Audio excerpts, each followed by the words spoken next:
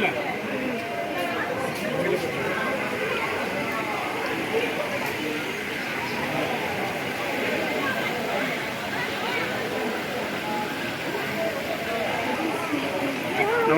বন্ধু বান্ধৱীসকল, আমি বৰ্তমান আছোঁ বশিষ্ঠ মন্দিৰত। এয়া আমি বশিষ্ঠ মন্দিৰৰ প্ৰাংগণ দেখুৱাইছোঁ।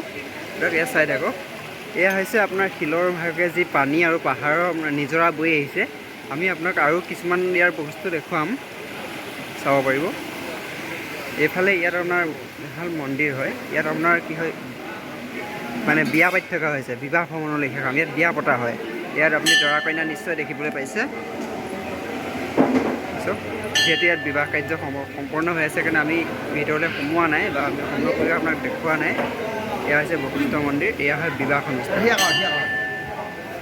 দেখা পাইছে। এয়া হৈছে বশিষ্ঠ দেৱৰ এয়া মূৰ্তি।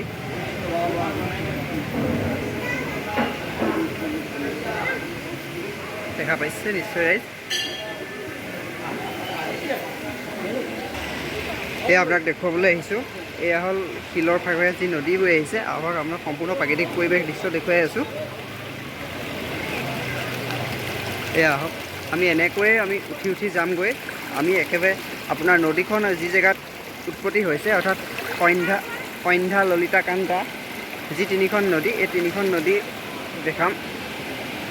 ইয়াতে এগৰাকী মোৰ পাছে পাছে এগৰাকী ছোৱালী আহি আছে, দেখিছে? এগৰাকী চিনি পাইছে? এয়া চাওক, হাঁহি দিয়া অকণমান।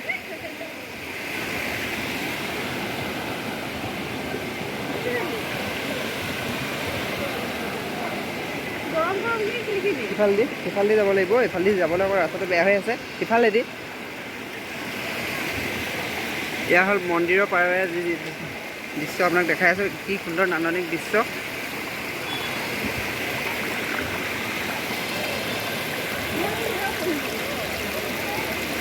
আপোনাক দেখাই আছোঁ।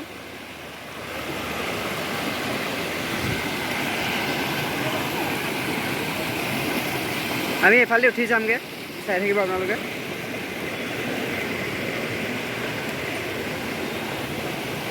এয়া নিশ্চয় দেখি পাইছে কি ধুনীয়াকৈ বৈ আহিছে পানী। এয়া হ'ল মন্দিৰ। নদীৰ এই যি তিনিটা আপোনাৰ সন্ধ্যা ললিতা কান্তা যি তিনিখন নিজৰা, অৰ্থাৎ তিনিখন নদী মিলিত হৈছে, তাৰ পাৰতে এবাৰ বশিষ্ঠ মন্দিৰ দেখাই আছোঁ। সম্পূৰ্ণ পৰিৱেশ আপোনাক চাওক। অতিকে দুখ লগা কথাটো হৈছে আপোনাৰ বশিষ্ঠ মন্দিৰৰ যি ইয়াতে আমি কিছুমান বস্তু দেখিবলৈ পাইছোঁ। চাই লওক আপোনালোকে বস্তুবিলাক। আমি এতিয়া এইদৰে উঠি যামগৈ, একেবাৰে ওপৰলৈ উঠি যাম। আমি এতিয়া ওপৰলৈ উঠি গৈ আছোঁ।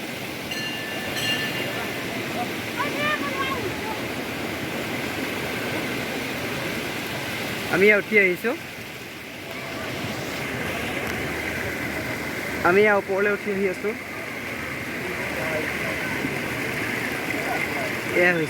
এয়া হৈছে যি আমি তিনিখন নদীৰ কথা কৈছিলোঁ। এয়া হ'ল মন্দিৰ পাৰ। এয়া বান্দৰ দেখিবলৈ পাইছে।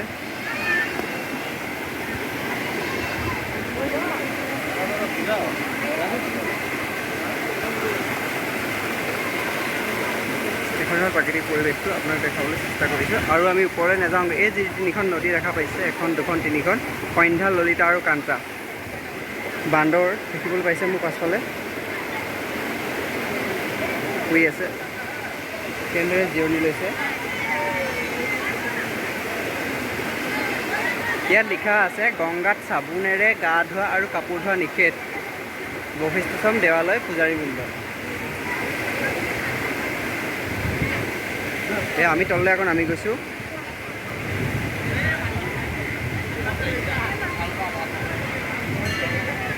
কি সুন্দৰ প্ৰাকৃতিক মনোমোহা পৰিৱেশ চাওক এবাৰ। কি সুন্দৰ চাওক,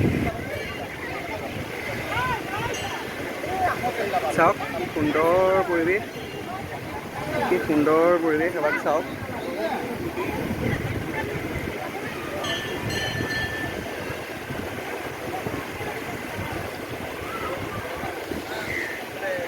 কেনেকুৱা লাগিছে?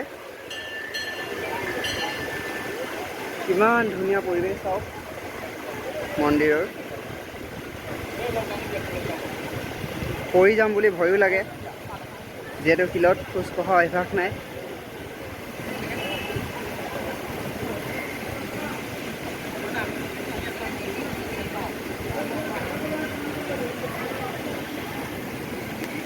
চাওক কি সুন্দৰ অপূৰ্ব পৰিৱেশ। এয়া আমি দেখুৱাই আছোঁ আপোনাক সমগ্ৰ সামগ্ৰিক পৰিৱেশ। এয়া চাওক নদী নিজৰা কিদৰে নামি আহিছে। আমি সম্পূৰ্ণ যি শিলৰ নদী অৰ্থাৎ শিলৰ পাহাৰ, এইটো পাহাৰ বুলিয়ে ক'ব লাগিব। আমি পাহাৰৰ মাজতে অৱস্থিত হৈ আছে। পাহাৰৰ দুই কাষে আপোনাৰ মন্দিৰ, এয়া এভাগ মন্দিৰ, এয়া এভাগ মন্দিৰ, অৰ্থাৎ এই মন্দিৰৰ এটা বিবাহ কাৰ্য সম্পন্ন হৈ আছে। আমি যে শুনো যে বিয়া পাতিলোঁ বশিষ্ঠ মন্দিৰত, ইয়াতে বিয়া পতা হয়। আৰু সিফালে আৰু এভাগ মন্দিৰ আছে। আমি সমগ্ৰ মন্দিৰ আপোনাক দেখুৱাবলৈ চেষ্টা কৰিম। ধন্যবাদ, ইয়াতে ৰাখিছোঁ আৰু আগলৈ লগ পাই আছোঁ আপোনাক।